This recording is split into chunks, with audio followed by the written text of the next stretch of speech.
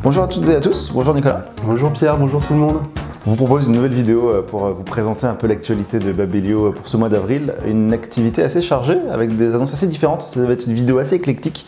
Donc on va parler de bande dessinée, on va parler d'une petite surprise qui va arriver ce mois-ci dont on va vous parler dans quelques instants. Mais d'abord on va parler du reportage qu'a effectué Nicolas il y a quelques mois maintenant à Angoulême pour le festival de BD. Voilà, c'était en janvier, donc on allait voir quelques éditeurs à Angoulême, des éditeurs indépendants, pour leur poser une question toute simple. Comment est-ce qu'on édite de la BD aujourd'hui? C'est-à-dire quel regard on porte sur cet art qui est quand même un peu vieux maintenant, assez ancien, qui a été très travaillé déjà par beaucoup d'éditeurs, beaucoup d'auteurs.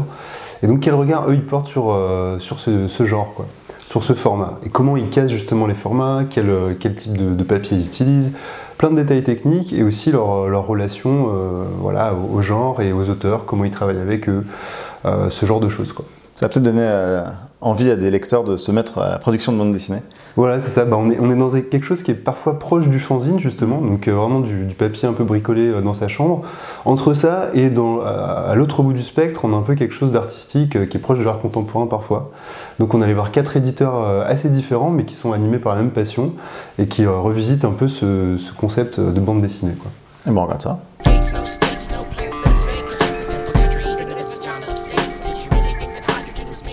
Donc, je m'appelle Alexandre Balkan, j'ai fondé les éditions Adverse il y a maintenant 3 ans. Le nom de la maison d'édition, Adverse, a été envisagé à la fois comme une prise de position par rapport à ce qu'est l'édition de bande dessinée aujourd'hui, qui défend très majoritairement des formes hyper classiques, hyper installées, le découpage de la planche en cases, le phylactère, sur des questions esthétiques, ouais, de figuration, mais aussi et peut-être surtout sur des questions de récit. En gros, oui, je pense que quelque chose comme 99% de la production en bande dessinée, c'est du récit de type romanesque.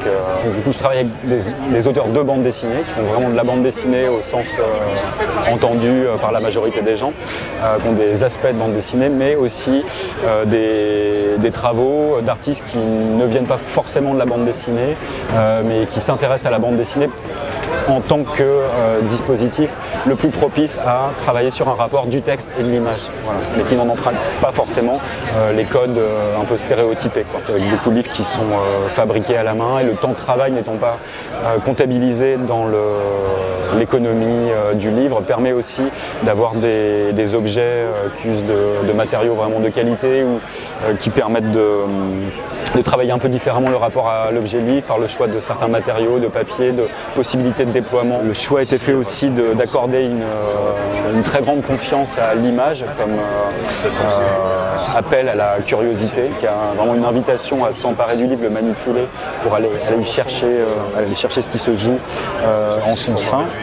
Les 3 axes principaux de travail du catalogue en termes de politique éditoriale, c'était de défendre d'une part la création contemporaine la plus singulière et la plus invisible, d'autre part de tenter de remettre en avant des travaux qui sont plus apparus dans le champ de ce qu'on a appelé la poésie graphique à l'époque, dans les années 60-70, donc d'artistes qui n'étaient pas du tout dans le champ de la bande dessinée, qui ne parlaient pas de leur travail comme un travail relatif à la bande dessinée, mais qui travaillaient des questions de narration, alors pas forcément de récits de type romanesque, mais des questions de narration sur des images qui fonctionnaient vraiment en série, avec des logiques de processus, ou sur le rapport du texte et de l'image. Le 3e axe, c'est un axe critique et théorique, et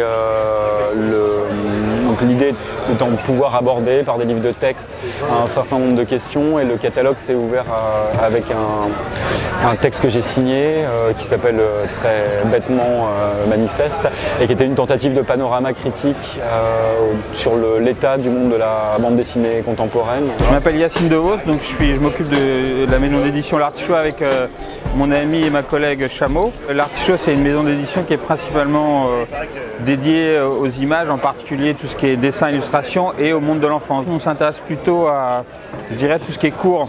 En fait, traditionnellement, la BD, elle est née dans des journaux. Et au départ, c'était vraiment des formes courtes, c'était vraiment des dessinateurs qui s'amusaient, qui expérimentaient pas mal. Et ça, c'est une des formes de la bande dessinée qui nous intéresse à l'heure actuelle. Ce livre-là, c'est une revue qui s'appelle donc Les Cahiers de l'Artichaut. Et c'est une revue thématique. Donc pour ce numéro-là, on avait décidé de faire sur les formes géométriques. Donc on a demandé aux gens de faire des dessins avec des formes géométriques. Donc il y a toutes sortes de gens, il y a je sais plus une soixantaine de personnes qui ont travaillé. Ça par exemple, c'est une bande dessinée qui a une forme un peu spéciale parce qu'elle doit rentrer dans un triangle. Il y a un papier offset et puis il y a un papier couché, donc un papier lisse, brillant. C'est le vocabulaire du livre, ça, les différentes sortes de papiers. Donc on essaye de s'en servir.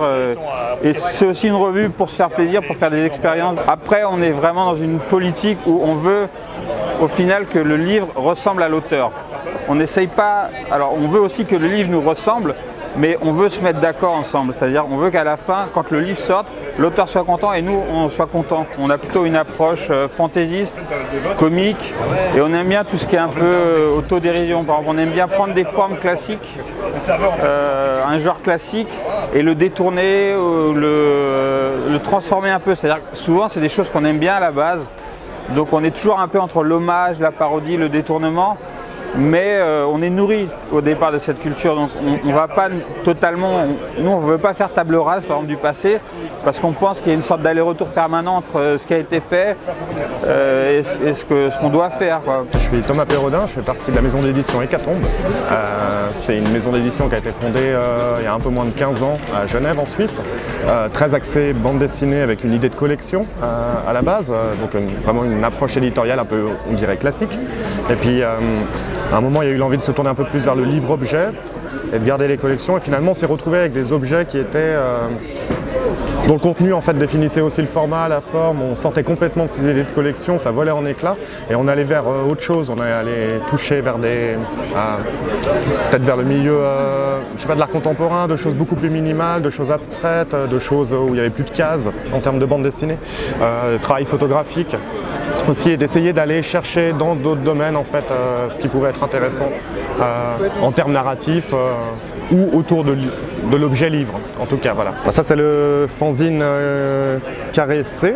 En fait, c'est un projet piloté au sein d'Hécatombe par Yanis Lamakia, et en fait ça rejoint, ça a réuni 90 auteurs qui ont fait 9 pages chacun.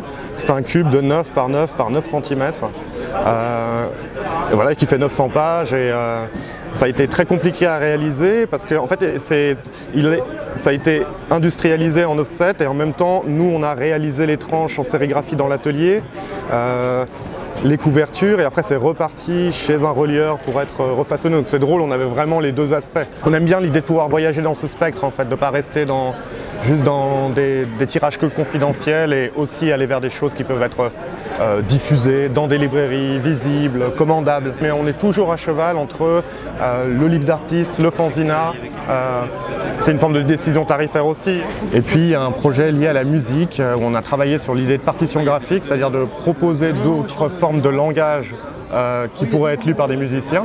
Et on a travaillé avec un ensemble de musique contemporaine basé à Genève qui s'appelle l'ensemble Batida et qui ont interprété nos partitions graphiques. Donc on se retrouve aussi avec des petits objets de partition graphique, des petits cahiers et des petits flexidisques, donc des disques en plastique. Ça date un peu des années 60, mais on trouvait l'objet assez fun.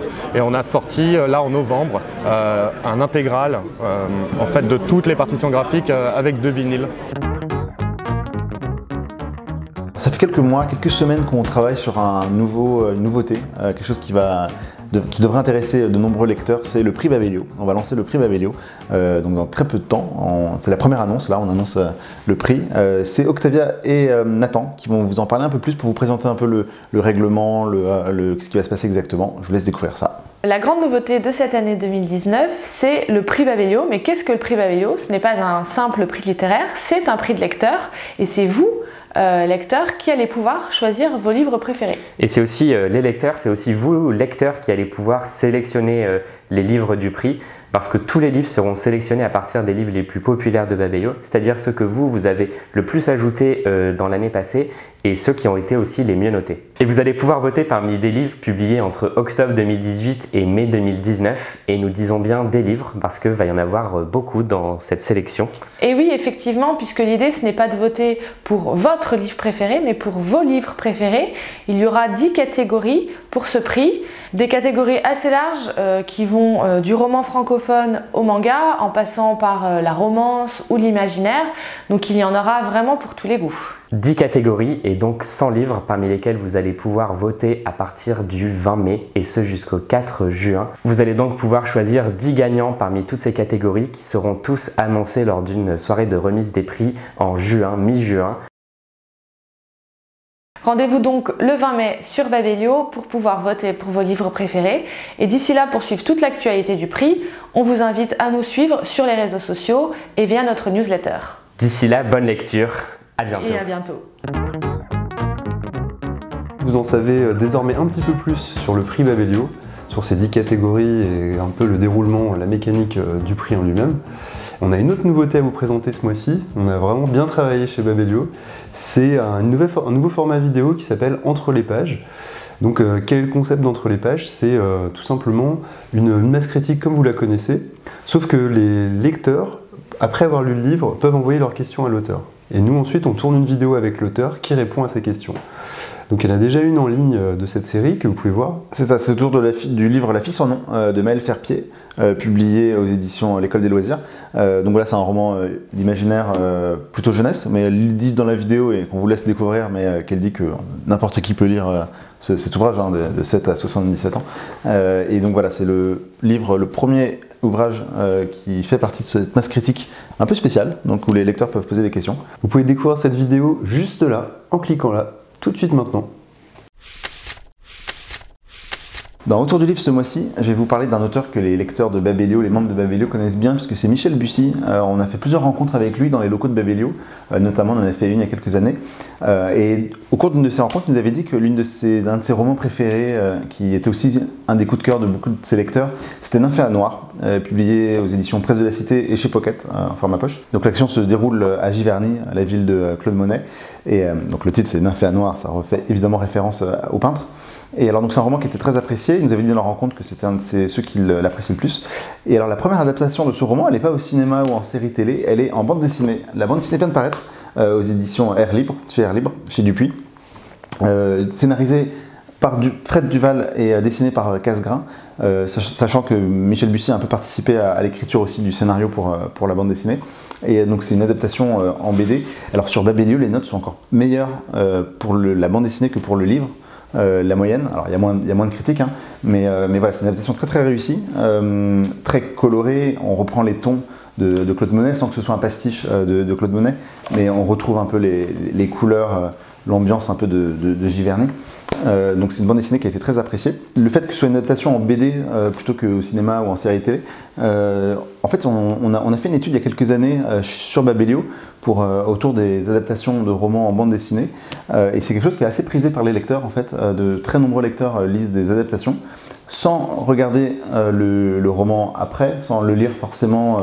Mais voilà, c'est un moyen de découverte de certains classiques de la littérature. Et donc je vous invite à regarder cette étude qu'on a réalisée autour des adaptations pour voir un peu qu'est-ce qui se passe pour les éditeurs, pour les auteurs, qu'est-ce qui est en jeu quand ils adaptent un roman en bande dessinée. Quels sont les lecteurs de ces adaptations?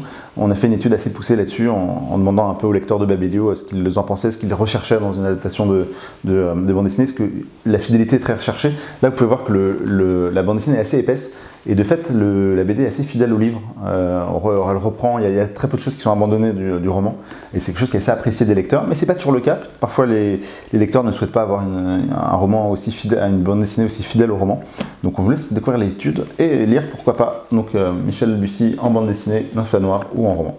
Merci de nous avoir regardé jusqu'au bout dans cette vidéo d'actualité. Vous avez découvert plein de choses, on avait quand même pas mal de choses à vous dire ce mois-ci. Donc on vous souhaite de bonnes lectures en attendant une prochaine vidéo. Et à bientôt, autour du prix, autour de différentes activités de Babelio. À bientôt.